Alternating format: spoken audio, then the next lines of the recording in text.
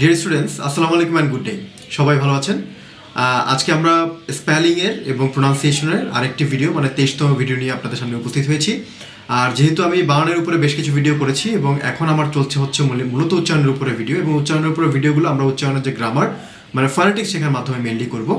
তাই আমি এই ভিডিও সিরিজগুলোর মাধ্যমে আপনাদেরকে এক এক করে প্রত্যেকটি ফনেটিক্স সিম্বল, যেটা আমি আপনাদেরকে ইতিমধ্যে আরও 2-3 ক্লাস আগে আপনাদেরকে পরিচিত করিয়েছিলাম, সেই প্রত্যেকটি সিম্বলের কিছু ব্যবহার এবং কিছু এক্সাম্পলের মাধ্যমে এদেরকে আপনাদের সাথে পরিচিত করিয়ে দেওয়া, সেটাই আসলে এই ভিডিও সিরিজগুলোর মাধ্যমে এখন করে যাচ্ছি। তো আশা করি যে শুরু থেকে শেষ পর্যন্ত পুরো ভিডিওটি অবশ্যই দেখবেন, এবং আপনি আমার এই চ্যানেল নতুন হয়ে থাকলে চ্যানেলটি অবশ্যই সাবস্ক্রাইব করে দিবেন। আর পূর্বের যে ভিডিওগুলো আছে সেগুলো দেখতে হলে আমাদের এই ভিডিওর ডেসক্রিপশন বক্সে এটার প্লেলিস্টের লিঙ্কটা দেওয়া আছে, একটু কষ্ট করে পূর্বের ভিডিওগুলো দেখে আসবেন। তো আসুন আজকের যে মূল বিষয় সেটা নিয়ে আলোচনা করি। আমরা ইতিমধ্যে জেনেছি যে আমরা কতগুলো সাউন্ড নিয়ে কাজ করতেছি, মানে সাউন্ড নিয়ে আমরা আলোচনা করতেছি। এই সাউন্ডগুলোকে মেনলি 2 ভাগে ভাগ করা হয়েছে। আমি এই কথাগুলো বারবার বলছি এই কারণে, পূর্বের ভিডিওতে বলেছি, এখনও বলছি, কারণ এই শব্দগুলো বা এই টার্মিনোলজিগুলো যেন আপনার মাথায় খুব ভালোভাবে বসে যায়। তো মূলত সাউন্ডগুলো 2 প্রকার ছিল, ভাওয়েল এবং কনসোনেন্ট সাউন্ডস। এই ভাওয়েল সাউন্ডের ভিতরে আবার 2 প্রকার ছিল, মনোপথং এবং ডিপথংস। মনোপথংয়ের ভিতরে আবার 2 প্রকার ছিল, শর্ট এবং লং ভাওয়েল। তো আমরা গত ক্লাসে একটি শর্ট ভাওয়েল সম্পর্কে একটি জেনেছিলাম, সেটা হচ্ছে কি ই। যে গত ক্লাসে যে শর্ট ভাওয়েল অর্থাৎ 22তম ক্লাসে যে শর্ট ভাওয়েল সম্পর্কে জেনেছিলাম সেটা ছিল ই। এবং আজকে আমরা নতুন আরেকটি ভাওয়েল সম্পর্কে জানবো, তবে সেটা শর্ট না, সেটা হচ্ছে কি একটা লং ভাওয়েল। হ্যাঁ, শর্ট এবং লং এর মধ্যে একটু পার্থক্য হচ্ছে কি, একটা একটু শর্ট মানে ছোট উচ্চারণ হবে, আরেকটাতে একটু লম্বা উচ্চারণ হবে, মানে একটু বড় উচ্চারণ হবে। ঠিক আছে? তো যাই হোক, আসুন এই সিম্বলটি সম্পর্কে জানতে হলে বা এই ফনেটিক অ্যালফাবেটটি সম্পর্কে জানতে হলে এবং তার উচ্চারণ সম্পর্কে জানতে হলে আমাদেরকে সরাসরি স্লাইডে চলে যেতে হবে। তো আসুন আমরা সরাসরি স্লাইডে চলে যাই এবং স্লাইড থেকে দেখি আপনি কিভাবে আসলে এই লং যে ভাওয়েল সাউন্ডটা আজকে আমরা শিখবো সেটা আপনি চিনতে পারেন এবং সেটাকে ব্যবহার করে আপনি ইংরেজি উচ্চারণগুলো ভালোভাবে করতে পারেন।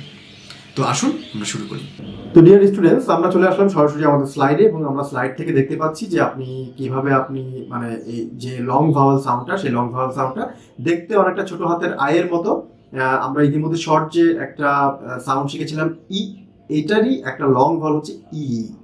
হ্যাঁ, জাস্ট ই কে আমরা একটু লং করে বলবো ই। যদি বাংলায় যদি এটা চিন্তা করি, তাহলে বাংলায় হ্রস্ব ই এবং দীর্ঘ ই দুটো কিন্তু অ্যালফাবেট আমাদের ছিল। সেই দুটো অ্যালফাবেটের মধ্যে একটা ছিল হ্রস্ব ই আর একটা ছিল দীর্ঘ ই। তো হ্রস্ব ই এবং দীর্ঘ ই, এই দুইটার মধ্যে যে পার্থক্য, ঠিক একইভাবে ইংরেজিতে শর্ট এবং লং ভাওয়েল ই এবং ইর মধ্যে কিন্তু সেম পার্থক্য। ঠিক আছে?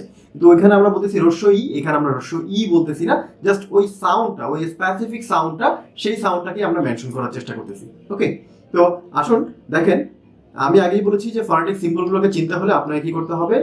অনেক সময় সিম্বলগুলো দেখতে অ্যালফাবেটের মতো হয়ে থাকে, এই কারণে সাধারণত 2 পাশে দুটো যদি স্ল্যাশ চিহ্ন থাকে তাহলে আমরা ফনেটিক সিম্বলগুলোকে চিনব। তো এখানে আমরা যে চিহ্নটি দেখতে পাচ্ছি সেটা হচ্ছে গিয়ে একটি ছোট হাতের আয়ের মতো আছে এবং তার পাশে হচ্ছে গিয়ে একটি কোলন চিহ্নের মতো দেওয়া আছে।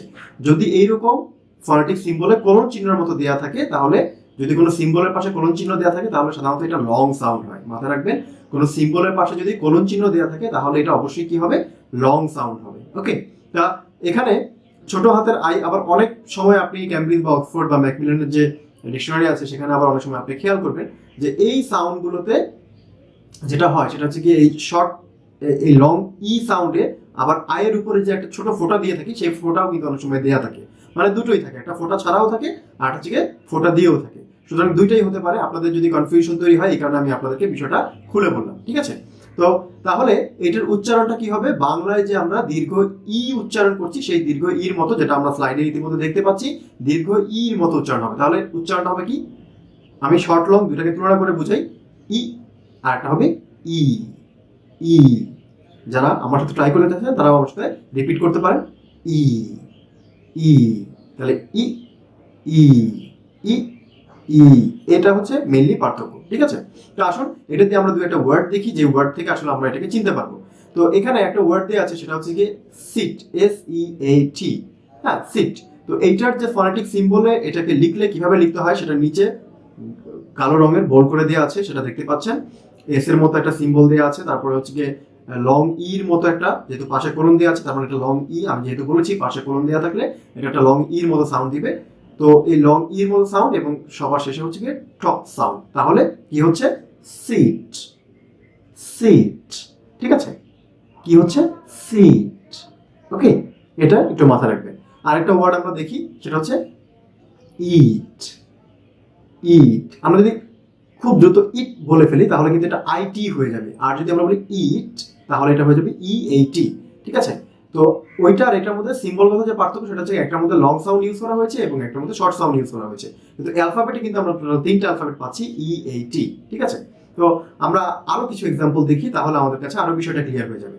যেমন S double E, C M double E T, meet. R E A D, read. N double E D, need. T R E A T, treat. একটা জিনিস আপনাদেরকে মাথায় রাখতে হবে, সেটা হচ্ছে কি আপনি যখন কোনো নেটিভের সাথে কমিউনিকেশন করবেন, মানে ইংরেজি দিয়ে যখন কমিউনিকেশন করবেন, আমি যতটা লং বললাম এতটা লং হয়তো ওরা বলার সময় নাও বলতে পারে, কিন্তু কতটুকু লং বললে ওরা আসলে এটাকে রিয়েল উচ্চারণ করে সেটা আপনার শুনতে শুনতে ওই প্র্যাকটিসটা করতে হবে। ঠিক আছে? এর মানে এই না যে ওরা খুব লং বলে, আবার এর মানে এই না যে ওরা খুব শর্টও বলে। ঠিক আছে? ওরা হচ্ছে যে মানে শর্ট এবং লং এর মধ্যে যে পার্থক্যটা সেটা ওদের মুখ থেকে যখন আপনি ইংরেজি নিয়মিত শুনবেন তখন আস্তে আস্তে বিষয়টা আপনি ধরতে পারবেন। কিন্তু আমি যতটা বলছি সি, এত লম্বা হয়তো তারা বলে না, আরেকটু শর্ট করে বলে, কিন্তু এর মানে এই না যে ওই শর্ট হচ্ছে গিয়ে শর্ট ই সাউন্ড, ওই শর্টটা হচ্ছে গিয়ে লং ই সাউন্ডই, কিন্তু আমি যতটা লং করে বলেছি তার চেয়ে একটু শর্ট বলে। ঠিক আছে? কিন্তু আমি আপনাদেরকে বোঝানোর সুবিধার জন্য আমি কি করলাম, একটু লম্বা করে বললাম। ঠিক আছে? তাহলে কি হবে? সি, আমার সাথে সাথে আপনারা চাইলে রিপিট করতে পারেন। See, meet, read, need, treat. আমি আবার বলছি, see, meet, read, need, treat. আচ্ছা, আমি আমার আগের ভিডিওগুলোতেও আমি আপনাদেরকে আমার 2-3টা ডিকশনারি, অনলাইন ডিকশনারি আমি লিঙ্ক দিয়েছিলাম, তো এই ভিডিওতে অবশ্যই দিয়ে দিব, বা প্রত্যেক ভিডিওতে আমার এই সাউন্ডের ভিডিওগুলোতে অনলাইন ডিকশনারি লিঙ্কগুলো দেওয়া থাকবে। তো আপনারা কষ্ট করে যখন কোনো ওয়ার্ডের উচ্চারণ করতে পারবেন না তখন সাথে সাথে যেটা করবেন সেটা হচ্ছে কি সেই ওয়ার্ডটাকে আপনি এই ডিকশনারিতে লিখবেন, লেখার পর একটা সাউন্ডটা আপনি এখানে ক্লিক করলে মোটামুটি এটা অর্থ এবং সাউন্ড এই দুইটাই চলে আসবে, এবং সাথে কিছু অডিও সাউন্ডও আসবে, ইউকে ইউএসএ দুইটা অডিও সাউন্ডই আসবে। তো সুতরাং তখন আপনারা একটু শুনে জিনিসটা বোঝার চেষ্টা করবেন এবং সাথে সিম্বলটা পড়বেন এবং সাথে ওয়ার্ডটা পড়বেন, তাহলে কি হবে এই জিনিসটা আস্তে আস্তে আপনাকে মানে গ্র্যাজুয়ালি আপনি এটাতে ইমপ্রুভ করতে পারবেন।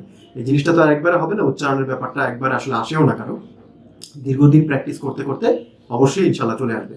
আর যেহেতু একটা ভাষা শিখছেন একটু সময় দিতেই হবে, মোটেও অধৈর্য হওয়া যাবে না। তো ডিয়ার স্টুডেন্টস, আজকের ক্লাসটি আপনাদের কাছে কেমন লাগলো অবশ্যই কমেন্টে জানাবেন, এবং এই ক্লাসটি ভালো লাগলে বন্ধুদের সাথে শেয়ার করে দিবেন। তো আজকে আমি এখানেই শেষ করতে যাচ্ছি। আমি আশা করি যে আপনাদেরকে লং ই সাউন্ডটা আমি আপনাদেরকে শেখাতে পেরেছি বা বোঝাতে পেরেছি।